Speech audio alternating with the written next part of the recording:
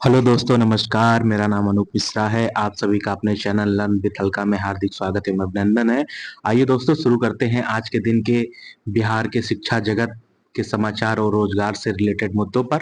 तो पहला समाचार है बिहार शिक्षा विभाग से प्राथमिक शिक्षा निर्देशक के माध्यम से। इसमें लिखा है, तत्कालीन प्रखंड शिक्षा पदाधिकारी कोटवा पूर्वी चंपारण प्रति निलंबित को नशे की हालात में कोटवा थाना द्वारा गिरफ्तार किए जाने श्रीमती सोनी कुमारी विशिष्ट शिक्षिका उत्क्रमित माध्यमिक विद्यालय अहिलौरिया कोटवा के साथ दुर्व्यवहार करने एवं श्री सिंह के विरुद्ध कोटवा थाना में कांड संख्या 82/25 दिनांक 8/3/2025 दर्ज होने के संबंध में प्राप्त आरोप पत्र तथा उक्त कांड संख्या श्री सिंह को जेल भेजे जाने संबंधी सूचना प्राप्त हुई है। उक्त के आलोक में निर्देशालय के आदेश ज्ञापन 356 दिनांक 29/3/2025 द्वारा श्री उपेंद्र सिंह प्रखंड शिक्षा पदाधिकारी कोटवा पूर्वी चंपारण को जेल जाने की तिथि दिनांक 8/3/2025 के प्रभाव से निलंबित किया गया। उक्त थाना कांड संख्या के कारामुक्त होने के उपरांत श्री सिंह द्वारा संदेह उपस्थित होकर दिनांक 11/4/2025 को मुख्यालय में योगदान है तो अपने योगदान अभ्यवेदन की छाया प्रति समर्पित किया गया है। तदालोक में बिहार सरकारी सेवा नियमावली 2005 के नियम 93/1 के तहत श्री उपेंद्र सिंह द्वारा मुख्यालय में संदेह योगदान समर्पित करने की तिथि 11/4/2025 को योगदान स्वीकृत करते हुए उन्हें आदेश निर्गत की तिथि से पुनः निलंबित किया जाता है। निलंबन अवधि में श्री सिंह का मुख्यालय जिला शिक्षा पदाधिकारी का कार्यालय शिवहर निर्धारित किया जाता है। निलंबन अवधि में श्री उपेंद्र कुमार सिंह को नियमानुसार जीवन निर्वाह भत्ता निर्धारित मुख्यालय के स्थापना मत से देय होगा। ठीक है दोस्तों, अगले समाचार पर बढ़ते हैं। अगला समाचार है, बीपीएससी टीआरई का पोर्टल फिर से ओपन हो गया है और समय रहते सही डॉक्यूमेंट आप लोग अपलोड कर दें और अपना जाकर पुनः काउंसलिंग करवा लें। जिनके काउंसलिंग में संदेह रह गया था या जिन्हें कोई डॉक्यूमेंट गलत अपलोड कर दिया था, तो 20 से लेकर 25 के बीच में पुनः पोर्टल पर आप अपने डॉक्यूमेंट अपलोड कर सकते हैं और वाटरमार्क अंकित हो जाएगा। उसे निकलवा कर जो मैंने कल का समाचार बनाया था उसमें एक डेट बताई थी, उस डेट पे आप जाके काउंसलिंग करवा सकते हैं 29 अप्रैल को। अगला समाचार है, विशेष विद्यालय अध्यापक के सृजन पद हेतु समाचार पत्रों में प्रेस विज्ञप्ति जारी करने के संबंध में, यानी विशेष विद्यालय अध्यापक के पद सृजन के लिए। इसमें लिखा उपयुक्त विषय में कहना है कि रजनीश कुमार पांडे एवं अन्य बनाम भारत संघ एवं अन्य में माननीय सर्वोच्च न्यायालय नई दिल्ली द्वारा दिनांक 7/3/2025 को पारित आदेश के आलोक में विभाग द्वारा प्रारंभिक विद्यालयों में अध्ययनरत दिव्यांग बच्चों के पठन पाठन हेतु सृजित पदों की सूचना सर्वसाधारण की जानकारी हेतु प्रकाशित किया जाना है। अतः उक्त सृजित पद से संबंधित प्रेस विज्ञप्ति संलग्न करते हुए अनुरोध है कि राज्य के 2 सर्वाधिक प्रसारित समाचार पत्रों में प्रकाशित करवाने की कृपा की जाए। ठीक है दोस्तों, अगले समाचार की तरफ बढ़ते हैं। अगला समाचार वही है जो मैंने भी आपको बताया। उसके बाद एक समाचार वायरल हो रहा था सोशल मीडिया पर, तो मैंने सोचा वो आप सबके समक्ष ले आऊं। ये बीपीएससी टीआरई 4 से संबंधित है। इसमें लिखा, बीपीएससी के माध्यम से चौथे चरण की शिक्षक नियुक्ति की प्रक्रिया मई 2025 से होगी शुरू। तो देखना होगा क्या ये जो समाचार है सत्य है या जुलाई में आती है या मई में आती है। आइए अगले समाचार की तरफ बढ़ते हैं। अगला समाचार, यूडाइस पर दी गई जानकारियों का होगा सत्यापन। कुछ स्कूलों ने या तो अधूरी या गलत जानकारी दी। विभाग के सचिव ने सभी डीईओ को लिखा है पत्र। इसमें लिखा, शैक्षणिक सत्र 2024-25 के लिए यूडाइस पर आंकड़ों की जो प्रविष्टि की गई है उसका भौतिक सत्यापन किया जाएगा। विद्यालयों ने यूडाइस पोर्टल पर अलग अलग प्रोफाइल में आंकड़ा दिया था। समीक्षा के दौरान पाया गया कि कुछ विद्यालय ने या तो अधूरी जानकारी दी है या उनकी जानकारी में कुछ गलतियां। शिक्षा विभाग के सचिव अजय यादव ने इसे लेकर सभी जिला शिक्षा पदाधिकारी को पत्र लिखा है। कहा है कि संबंधित विद्यालय द्वारा दिए गए इन आंकड़ों का भौतिक सत्यापन कराया जाए। उन्हें सभी जिले के डीईओ को विद्यालय के प्राचार्य को आंकड़ों का भौतिक सत्यापन करने को कहा है। उन्होंने इस बात का उल्लेख किया कि अधूरी और त्रुटिपूर्ण जानकारी देने के कारण योजना निर्माण में बाधा होती है। साथ ही गलत जानकारी देने से राज्य की छवि धूमिल होगी। स्कूलों की ओर से शून्य नामांकन वाले विद्यालय, शून्य शिक्षक वाले विद्यालय, छात्र नामांकन में विसंगति, विशेष सुविधा आदि की अधूरी या त्रुटिपूर्ण जानकारी यूडाइस पर डाली है। ठीक है, अगला समाचार है, तबादले में 208 शिक्षिकाओं को मिला गृह जिला। तबादले के इंतजार में लगी शिक्षिकाओं को गुरुवार को राहत मिल गई। शिक्षा विभाग ने जारी तबादले की सूची में जिले के 208 शिक्षिकाओं का नाम उन्हें अपना गृह जिला मिल गया। पदस्थापना की दूरी के आधार पर शिक्षिकाओं को ट्रांसफर का लाभ मिला है। वहीं दूरी के आधार पर ट्रांसफर चाहने वाले शिक्षकों को अभी वेट करना होगा। हालांकि सभी का जिला आवंटन ही हुआ है, स्कूलों का आवंटन अभी बाकी है। विभाग से मिली जानकारी के मुताबिक स्थानांतरित सभी शिक्षकों का स्कूल आवंटन 25 से 30 अप्रैल तक कर दिया जाएगा। डीईओ राघवेंद्र प्रताप सिंह ने बताया कि तबादले में निष्पक्षता व पारदर्शिता बरती गई है। कंप्यूटर सॉफ्टवेयर के द्वारा ट्रांसफर किया गया है। तबादला शिक्षा कोष पोर्टल पर दिए गए घोषणा पत्र के आलोक में किया गया है। स्थानांतरित शिक्षकों को 2 शपथ पत्र ई शिक्षा कोष पोर्टल पर अपलोड करने को कहा गया है। यह अनिवार्य रूप से भरना है। घोषणा पत्र में मिथ्या सूचना देने वाले शिक्षकों के विरुद्ध अनुशासनात्मक कार्रवाई की जाएगी। मांगे गए थे आवेदन। मालूम हो कि विभिन्न समस्याओं से पीड़ित शिक्षक व शिक्षिकाओं के तबादले के लिए विभाग ने इस शिक्षा कोष पोर्टल पर ऑनलाइन आवेदन मांगे गए थे। 1 से 15 दिसंबर के बीच हजारों की संख्या में शिक्षकों ने तबादले के लिए आवेदन किए थे। प्राप्त आवेदनों की स्क्रूटनी के लिए राज्य स्तर के पदाधिकारियों की प्रतिनियुक्ति की गई। प्रथम चरण में विभिन्न कोटि के असाध्य रोग से ग्रसित शिक्षकों के स्थानांतरण आवेदन पर विचार किया गया। विभाग ने आवेदन का निस्तारण करते हुए पहले नियमित शिक्षकों का तबादला किया। इसके बाद बीपीएससी द्वारा बहाल शिक्षकों के आवेदन का निस्तारण हुआ था। इसके बाद गंभीर व असाध्य रोग से पीड़ित सभी कोर्ट के शिक्षकों का तबादला हुआ। पत्नी के पदस्थापना के आधार पर भी शिक्षकों का तबादला हुआ है। अब पदस्थापना दूरी के आधार पर 208 नियमित और विशिष्ट शिक्षकों का तबादला हुआ है। अगला समाचार, बिहार बोर्ड मैट्रिक की विशेष व सह कंपार्टमेंट परीक्षा 2 मई से शुरू है। 2 मई को प्रथम पाली में मातृभाषा, दूसरी पाली में भी भारतीय भाषा है। 3 मई को प्रथम पाली में विज्ञान संगीत और दूसरी पाली में सामाजिक विज्ञान की परीक्षा है। 5 मई को प्रथम पाली में गणित क्रिया विज्ञान और दूसरी पाली में सामान्य अंग्रेजी की परीक्षा है। 7 मई को प्रथम पाली में ऐच्छिक विषय, दूसरी पाली में व्यावसायिक विषय की परीक्षा है। और आपकी जो परीक्षा है वो सुबह 9:30 से 12:45 तक और शाम को दूसरे मीटिंग में 2 बजे से 5:15 पर होगी। और प्रायोगिक परीक्षाएं आप लोगों की 29 और 30 अप्रैल को होगी।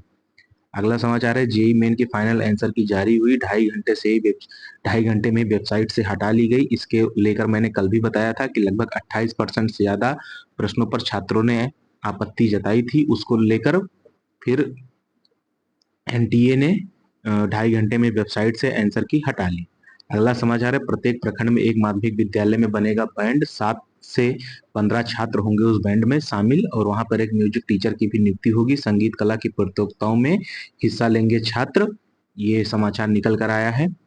और अगला समाचार है, बिहार पाठ्यचर्या रूपरेखा 2025 यानी बीसीएफ यानी बिहार कैरिकुलम फ्रेमवर्क। जब भी नई शिक्षा नीति आती है तो केंद्र सरकार और राज्य सरकार अपने अपने स्तर से उस नई शिक्षा नीति पर एक फ्रेमवर्क बनाती है। राष्ट्रीय स्तर पर एनईपी आती है, मतलब न्यू एजुकेशन पॉलिसी आई तो उसके लिए एनसीएफ आएगा, मतलब नेशनल कैरिकुलम फ्रेमवर्क, मतलब राष्ट्रीय पाठ्यचर्या रूपरेखा। उसी स्तर पे जब जो एनईपी राज्य में लागू होगी वहां पर बीसीएफ आता है यानी बिहार कैरिकुलम फ्रेमवर्क यानी बिहार पाठ्यचर्या रूपरेखा।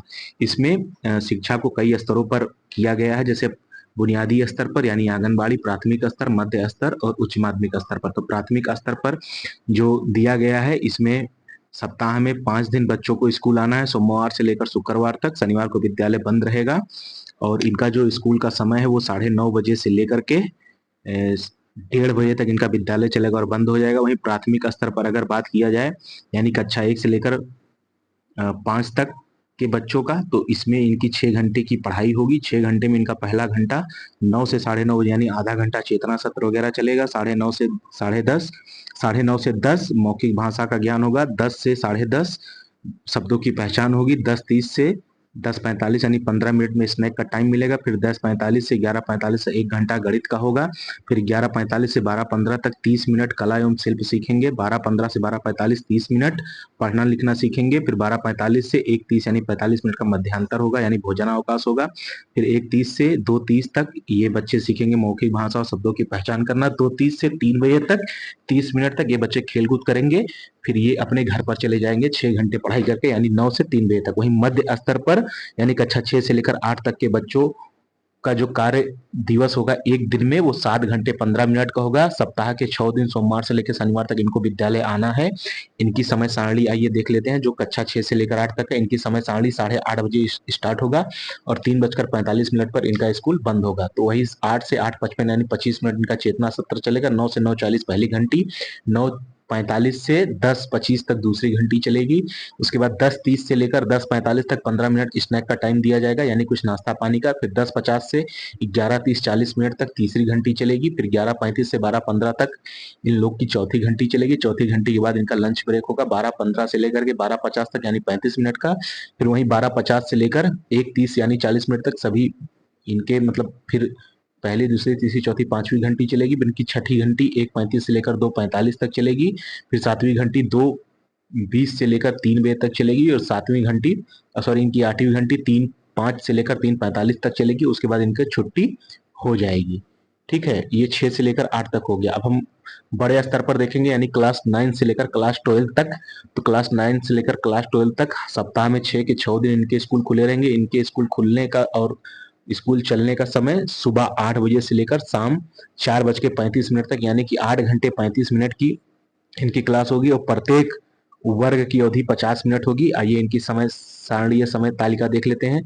8 बजे से लेकर 8:25 तक चेतना सत्र चलेगा। 8:30 से 9:20 के बीच पहली घंटी होगी 50 मिनट की। दूसरी घंटी 9:25 से 10:15 की होगी 50 मिनट की।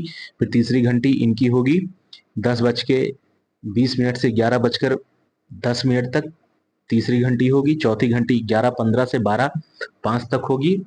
और उसके बाद 12:05 से लेकर 1 बजे तक, यानी 55 मिनट का इन लोग का लंच ब्रेक होगा। उसके बाद 1 बजे से 1:50 तक इनकी पांचवी घंटी होगी।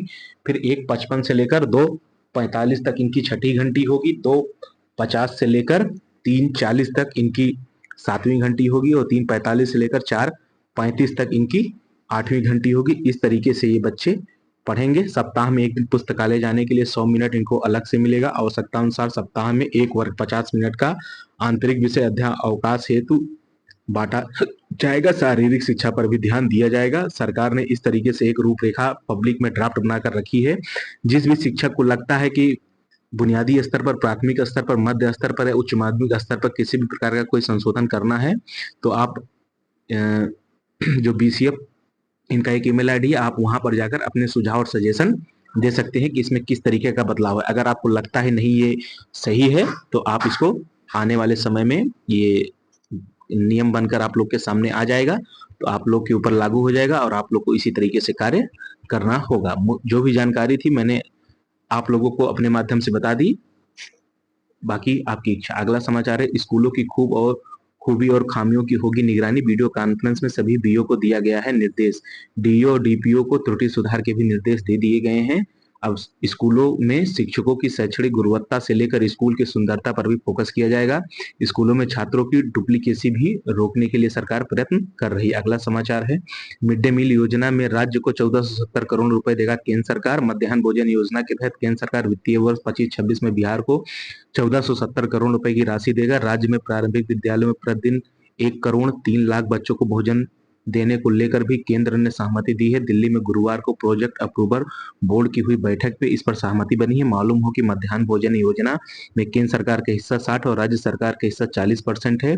इस तरह 1470 करोड़ रुपए की राशि केंद्र सरकार देगी, तो राज्यों का अपने हिस्से का 980 करोड़ रुपए खर्च करेंगी। इस तरह कुल 2450 करोड़ रुपए खर्च होंगे। हालांकि राज्य सरकार 40% अपनी हिस्सेदारी के अलावा रसोइयों को मानदेय के लिए अलग से भी राशि खर्च करती है। वित्तीय वर्ष 2024-25 में 1,09,00,000 बच्चों के लिए स्वीकृति केंद्र सरकार ने दी थी। इस तरह देखें तो इस साल 6 लाख कम बच्चों की स्वीकृति मिली है भोजन के लिए। अगला है, KGBB में 100% नामांकन का दिया निर्देश, यानी कस्तूरबा गांधी बालिका विद्यालय में समांग और दिव्यांग छात्रों के 100% नामांकन समेत अन्य ठहराव आदि की व्यवस्था कराने को लेकर गुरुवार को बैठक हुई। इस दौरान कार्यक्रम पदाधिकारी SSA बबीता कुमारी ने सुल्तानगंज, सनौला, रंगरा चौक व पीरपैती में दिव्यांग छात्रों के लक्ष्य 25-25 के विरुद्ध 100% नामांकन व ठहराव सुनिश्चित कराने का निर्देश दिया है।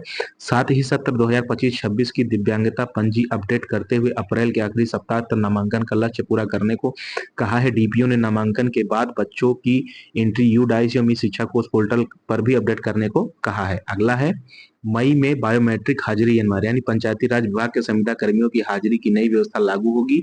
मई से संविदा कर्मियों के लिए बायोमेट्रिक हाजिरी अनिवार्य होगी। अब बिना कार्यालय गए ग्राम कचहरी सचिवों का मानदेय भुगतान नहीं होगा।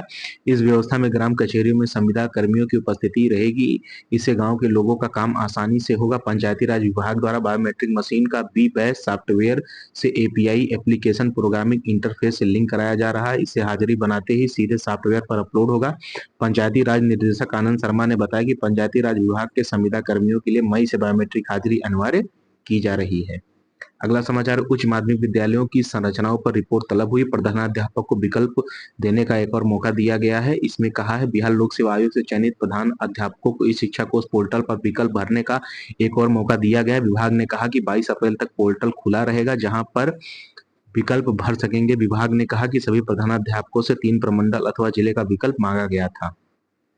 ठीक है, अगला समाचार है प्रधानाध्यापकों को विकल्प देने का मौका। अगला है, अब 28 मई को होगी सीईटी बीएड एंट्रेंस एग्जाम, यानी राज्य स्तरीय 2 वर्षीय बीएड एवं शिक्षा शास्त्री सत्र 2025-27 में नामांकन के लिए संयुक्त प्रवेश परीक्षा के आयोजन की तिथि बदल दी गई है। पूर्व निर्धारित तिथि 24 मई को परीक्षा नहीं होगी, अब 28 मई को परीक्षा आयोजित की जाएगी। राज्य भर में स्थित सरकारी व गैर सरकारी बीएड कॉलेजों में नामांकन के लिए अभ्यर्थी बिना विलंब शुल्क के 27 अप्रैल तक ऑनलाइन आवेदन कर सकते हैं।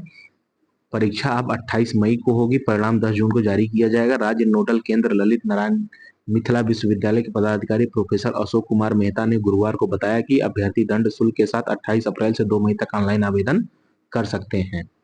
अगला समाचार है दोस्तों, प्रेमी के साथ मिलकर पति की हत्या और गुमराह करने को 100 के नीचे रख दिया सांप। ये तो आए दिन होता रहता है। अगला समाचार देखते हैं, स्कूल की दीवारों पर लिखे जाएंगे सड़क सुरक्षा के स्लोगन। ठीक है दोस्तों, तो ये विद्यालय का काम है सड़क सुरक्षा को लेकर बच्चों को जागरूक बनाना। मूल प्रमाण पत्र के लिए विद्यालय पहुंचे छात्र, एचएम ने फटकारा। होमगार्ड की बहाली को लेकर मूल प्रमाण पत्र लेने स्कूल पहुंच रहे छात्र, गबन और प्रभार नहीं देने के मामले में निलंबित हुए पूर्व प्रधानाध्यापिका। 2022 का मूल प्रमाण पत्र स्कूल में नहीं होने को लेकर एचएम ने विभाग को सूचना दी थी। वायरल वीडियो विभाग को मिला है, इसकी जांच संबंधित प्रखंड शिक्षा पदाधिकारी से कराई जाएगी। ठीक है दोस्तों, आइए आगे बढ़ते हैं। अगला है, 20 साल बाद मायके से ससुराल लौटेंगी सैकड़ों महिला शिक्षकों। दूरी के आधार पर सूबे भर में महिला शिक्षकों को ट्रांसफर का मौका मिला है। जिले में लगभग 150 महिला शिक्षिका ससुराल से अब करेंगी नौकरी। 2003 से 2013 के बीच हुई थी इन सभी की बहाली। ये सरकार का एक बहुत ही अच्छा कदम है। अगला है, उपस्थिति बनाकर स्कूल से गायब मिले शिक्षक। 3000 शिक्षक नहीं बना रहे ऑनलाइन हाजिरी। और डीएम ने मध्य विद्यालय बिखरी का भी निरीक्षण किया था और हाजिरी बनाकर गायब शिक्षक किए जाएंगे बर्खास्त, डीओ का आदेश है। स्कूलों की जांच में पहुंचे अधिकारी तो मामले का हुआ खुलासा। प्रधान शिक्षकों को इसी माह अप्रैल 2025 में औपबंधिक नियुक्ति पत्र मिलने की पूरी उम्मीद है। कभी भी हो सकती है तारीख की घोषणा। इसके सत्यता की मैं पुष्टि नहीं कर रहा हूँ, सोशल मीडिया पर ये न्यूज वायरल थी, तो मेरा काम था आप लोगों तक इस समाचार को लेकर आना।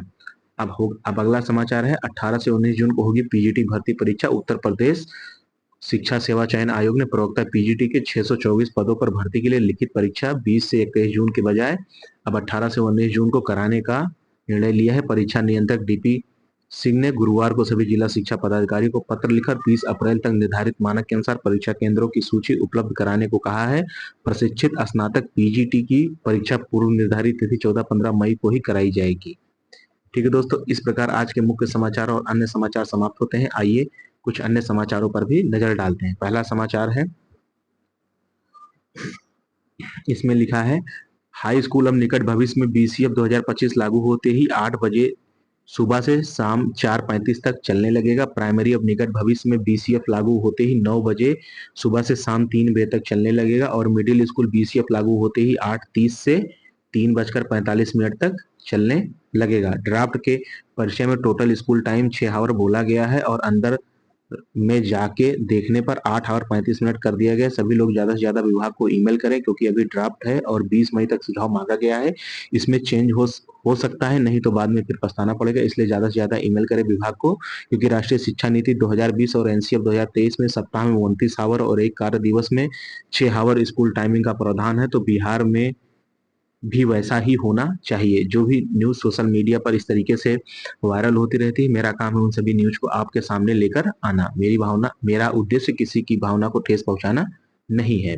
बिहार विद्यालय परीक्षा समिति ने परीक्षा की तिथि जारी की। मैट्रिक कंपार्टमेंट सब विशेष परीक्षा 2 मई से 7 मई तक 2 पालियों में परीक्षा आयोजित होगी। पहले दिन दोनों पालियों में मातृभाषा की परीक्षा होगी। ठीक है दोस्तों, अगला समाचार है, इसमें लिखा विद्यालय अवधि प्राथमिक स्तर पर 6 घंटे प्रतिदिन, उच्च स्तर पर 6.5 घंटे प्रतिदिन और माध्यमिक स्तर पर 7 घंटे 35 मिनट 7 घंटे प्रतिदिन। सप्ताह में शिक्षण के दिन कुल 6 दिन, सोमवार से लेकर शनिवार तक, रविवार अवकाश रहेगा। पाठों की अवधि प्रत्येक पीरियड 40 से 45 मिनट और कुल पीरियड 7 से 8 स्तर अनुसार भिन्न भिन्न हो सकते हैं। साप्ताहिक गतिविधि में जैसे सह पाठ्यक्रम गतिविधि, खेल, कला, योग आदि सप्ताह में कम से कम 2 दिन पुस्तक पठन, लाइब्रेरी पीरियड अनिवार्य। भोजन अवकाश और समय, मध्याह्न भोजन अवकाश 3 मिनट, लघु अवकाश 10 से 15 मिनट दोपहर से पहले। समग्र विकास पर जोर, यानी केवल अकादमिक पढ़ाई नहीं बल्कि नैतिक शिक्षा, जीवन कौशल और सांस्कृतिक गतिविधियों को भी समय देना अनिवार्य होगा। स्थानीय भाषा और गतिविधियां, समय सारणी में स्थानीय बोली, कला, संगीत और संस्कृति की कक्षाओं को भी शामिल किया गया है। बीसीएफ 2025 की समय सारणी का उद्देश्य बच्चों के संपूर्ण मानसिक, शारीरिक और भावनात्मक विकास को ध्यान में रखते हुए लचीला और समावेशी दिनचर्या देना है। पढ़ाई के साथ साथ जीवन कौशल, योग, खेल और रचनात्मकता को महत्व भी देना है। ठीक है दोस्तों, इस प्रकार और आगे देख लेते हैं और अन्य कोई समाचार जिसे छूटे ना। दोस्तों आज के द्वारा मेरे दिए गए सटीक ऑथेंटिक समाचार अगर आपको सही लगा हो तो मुझे प्रोत्साहित करने के लिए सभी शिक्षक साथियों से अनुरोध है, कृपया चैनल को ज़्यादा से ज़्यादा सब्सक्राइब करें, लोगों से सब्सक्राइब करवाएं, शिक्षक साथियों से शेयर करें और इस परिवार को थोड़ा सा बड़ा बनाएं। अपने से छोटों को प्यार करें, बड़ों का सम्मान करें, अपना व्यक्तित्व इस प्रकार विकसित करें कि महिलाएं समाज में सुरक्षित, सम्मानित और सहज महसूस करें। जय हिंद, जय भारत, जय बिहार, जय श्री राम।